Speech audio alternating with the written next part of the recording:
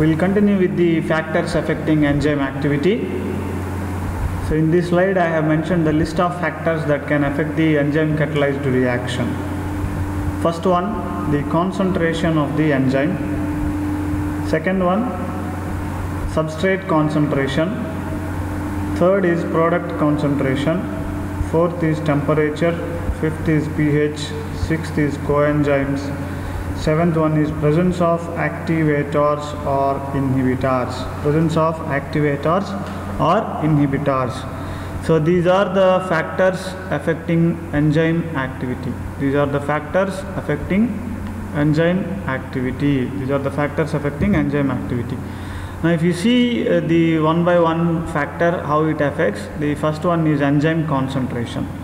So enzyme concentration, if you see, this is the graph you can obtain. On the x-axis on the x-axis the substrate concentration is taken, and on y-axis means velocity or rate of the reaction is taken on y-axis. So the substrate concentration, if you see the graph for enzyme concentration, effect of enzyme concentration on enzyme catalyzed reaction, if you increase the concentration of the enzyme, the velocity of the reaction is also increasing. Now see, enzyme concentration with 1 unit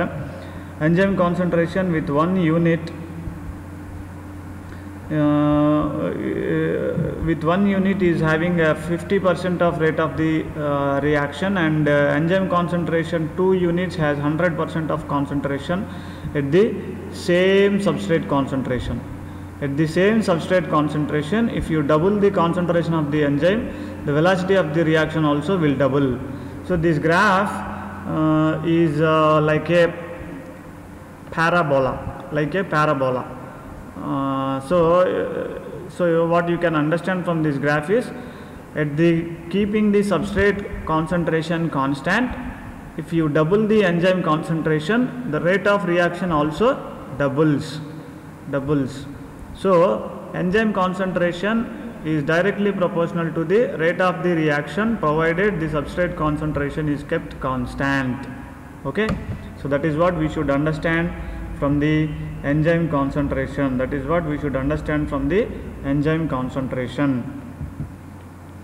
Now factors affecting enzyme activity. If you see factors affecting enzyme activity, the effect of substrate concentration on x-axis and the velocity on y-axis, if you take, this gives a parabolic curve, and increase of substrate concentration increases the velocity up to certain extent. See, this is the graph showing the effect of substrate concentration and Vmax, effect of substrate concentration on Vmax. Vmax is the maximum velocity. So velocity on y-axis, substrate concentration on x-axis, if you see, and if you obtain a graph in an enzyme catalyzed reaction to understand the substrate concentration, the graph will be like this. Initially it is a straight line originating from the origin of the graph, and it increases proportionately, but after some time what will happen, it reaches to a maximum point called maximum velocity. Thereafter, even if you increase the substrate concentration, there is no further increase in the velocity of the reaction. There is no further increase in the velocity of the reaction. So here we have considered 3 points, A, B and C. If you see this on the graph, point A and point B indicates that there is an increase in the rate of the reaction with increasing in the substrate concentration.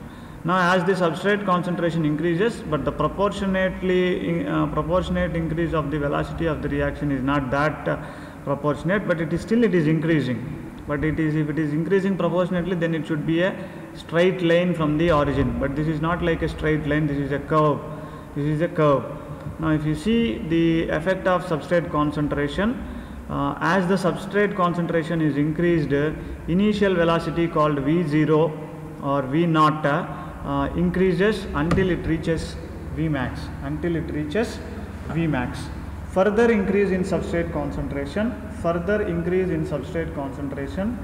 does not increase velocity of the enzyme, velocity of the reaction, because the enzyme is said to be saturated. So once the Vmax is attained in an enzyme catalyzed reaction, what will happen? Further increase in substrate concentration does not increase velocity of the enzyme, because the enzyme is said to be in saturated state.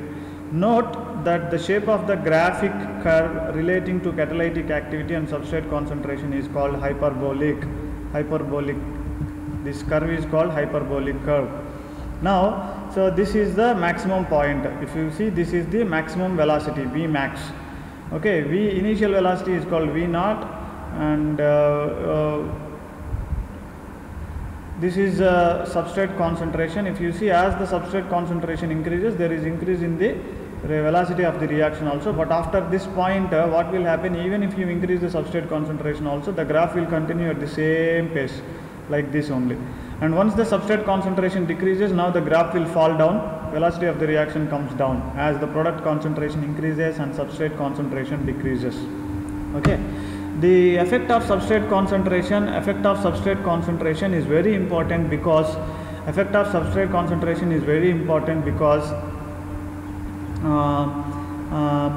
we can calculate Km value from the graph. This is a Km value which is provided in this graph. Km means Michaelis-Menten constant. Km value is called Michaelis-Menten constant.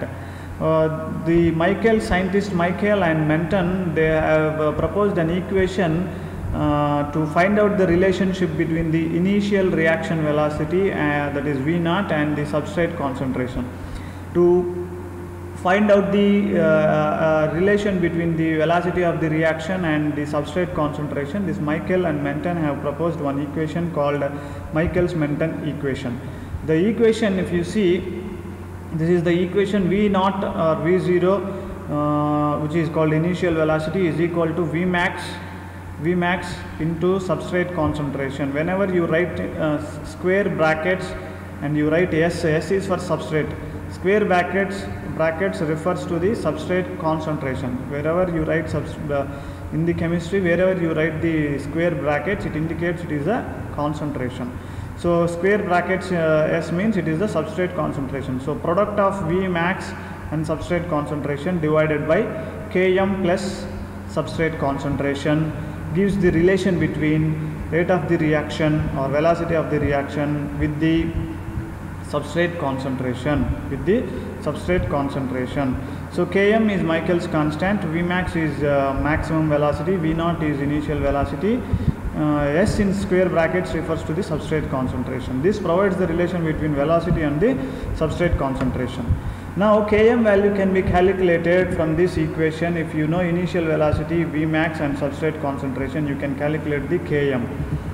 So Km is a value or Michaelis-Menten constant. Km is nothing but Michaelis-Menten constant, which is defined as substrate concentration expressed in moles per liter, to produce half the maximal velocity in an enzyme catalyzed reaction at a particular enzyme concentration. So Km indicates that 50% of enzyme molecules are bound with the substrate molecules. So if you see the reaction catalyzed by hexokinase enzyme, this is the first step of the glycolysis. Glucose is phosphorylated to glucose 6-phosphate by the enzyme hexokinase. So here one ATP molecule is donating the phosphate group and gets converted to ADP. This is the first reaction of the glycolysis. Okay. Now this reaction can be catalyzed by two enzymes called hexokinase and glucokinase. Hexokinase, if you see the Km value of hexokinase, it is 10 to the power of minus 2, means 0.01 is the Km value of hexokinase. Whereas if you see the glucokinase enzyme, this enzyme also can catalyze this reaction. Glucokinase Km value is 20 millimoles per liter. So glucokinase Km is having a high Km value compared to hexokinase. So Km value, low Km value indicates high affinity, high Km value indicates low affinity.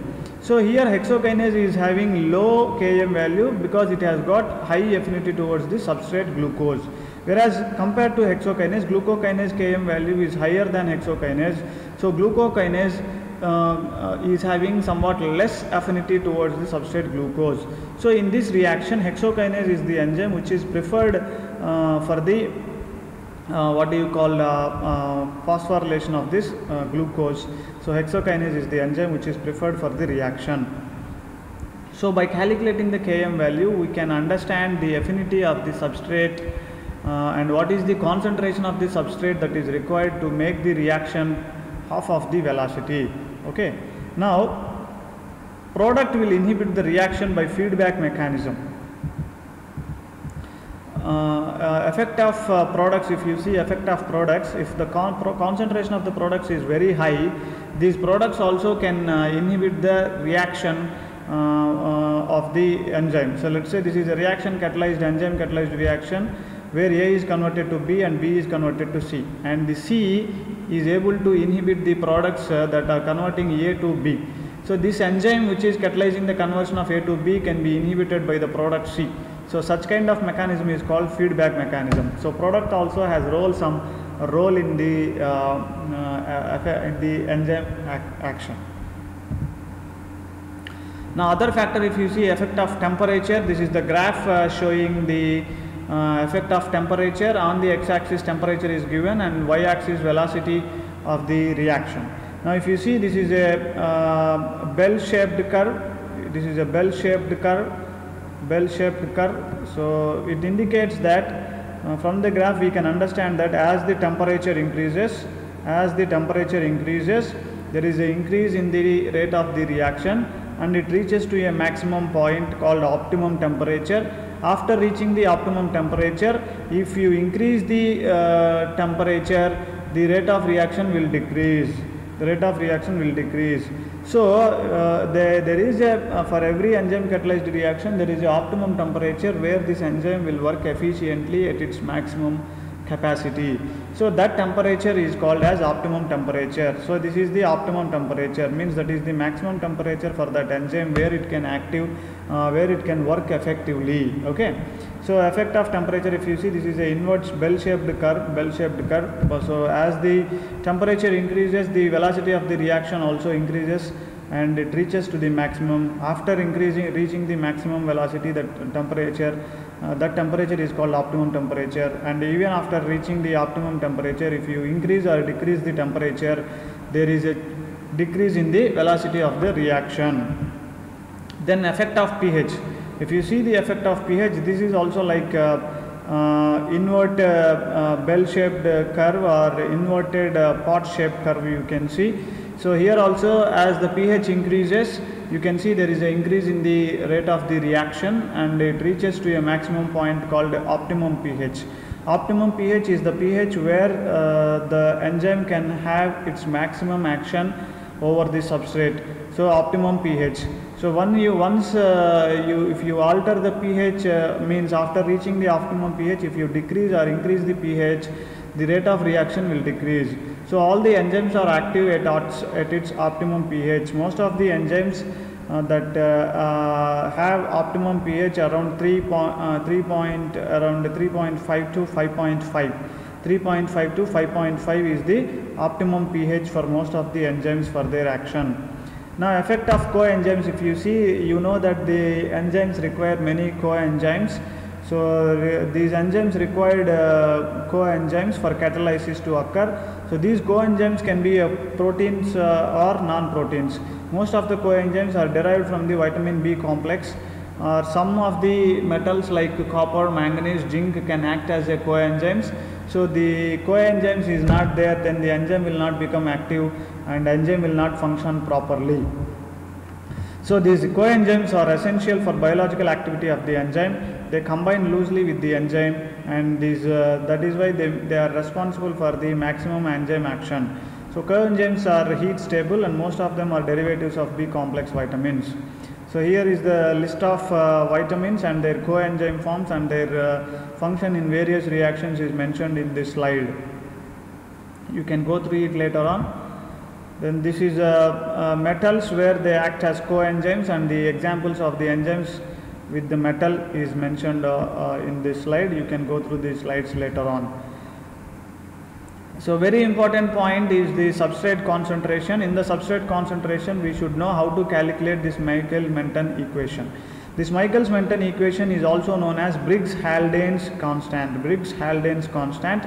If you see any enzyme catalyzed reaction, I told you the formation of enzyme substrate complex is the most prerequisite step, and this enzyme substrate complex is converted into enzymes and products.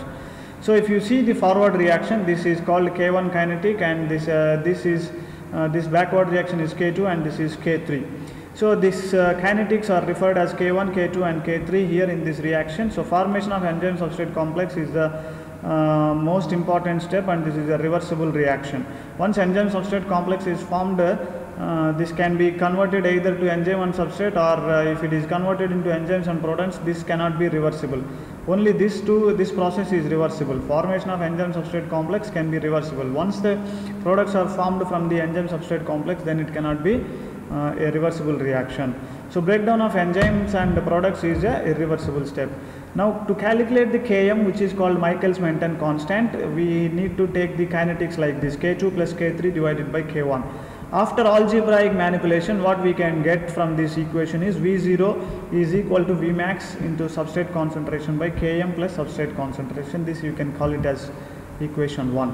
Now V0 is equal to Vmax into substrate concentration divided by Km plus substrate concentration. Michaelis-Menten constant is about the calculation of Km value. So here, for example, you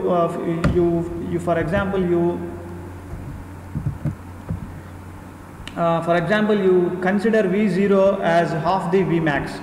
Let us imagine V0 is half the Vmax. Now substitute this V0 value as half the Vmax. Now V0 is half the Vmax is equal to Vmax into substrate concentration divided by Km plus substrate concentration. Now this Km plus substrate concentration brings to the left hand side, and half the Vmax will come this side. So what will happen? 1 by Vmax will become 2 Vmax into substrate concentration by Vmax. Vmax will get cancelled. Now what we will have? Km plus S is equal to 2S. Now Km, this plus S, if goes to the other side of the equation, then it becomes minus S. 2S minus S is equal to Km will become substrate concentration. So at V0 means when when velocity of the reaction is half of the Vmax, then that is equal to the substrate concentration. That time Km is equal to the substrate concentration. So when the velocity of the reaction is half of the velocity, then the Km value is equal to the substrate concentration. So from this equation, what we can understand is Km is the amount of substrate, that is substrate concentration, that is required to take the reaction to the half of the maximal velocity, So that is what Km is.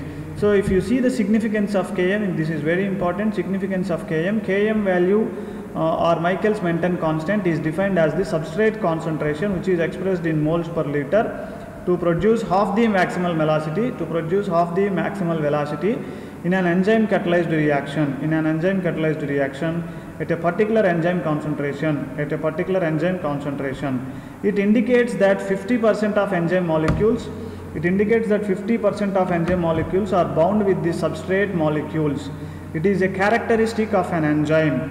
Now remember, lower the Km value, higher the affinity of the enzyme for the substrate. Higher the Km value, the affinity of the enzyme for the substrate is low.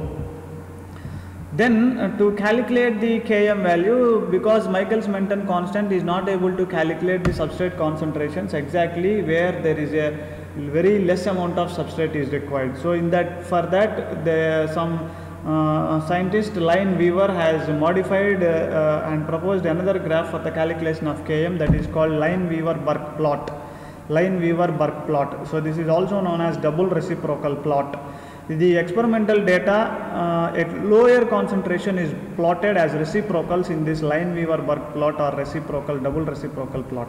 Then the straight line is extrapolated to get the reciprocal of Km. So this is the Lineweaver-Burke plot. So very low concentrations of this substrate cannot be calculated by Michaelis-Menten constant Michaelis-Menten's graph. So Lineweaver-Burk plot is used to calculate the extreme low concentrations of the substrate. And if you see the role of inhibitors also have got role in the enzyme catalyzed reaction. Inhibitors will act either as substrate analogs or by some other way to inhibit enzyme